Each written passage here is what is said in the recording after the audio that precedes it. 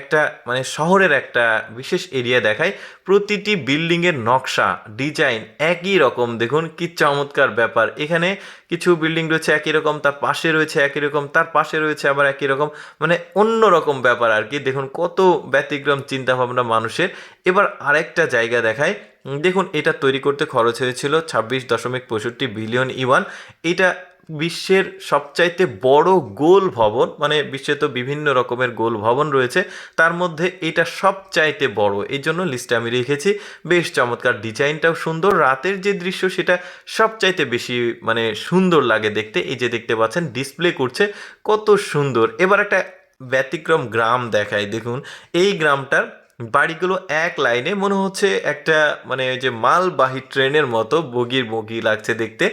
আর এই গ্রাম দেখুন পাহাড়ের ঠিক নিচে সারিবদ্ধভাবে গ্রাম, ছোট ছোট জমি করে ওনারা আবার চাষাবাদ করছে। যোগাযোগের ব্যবস্থা নৌকা আর সড়ক পথও আছে ঠিক, মানে এই গ্রামটা দেখুন একদম রেল ট্রেনের মতো আর কি, একদম বাঁকা হয়ে চলে গেছে।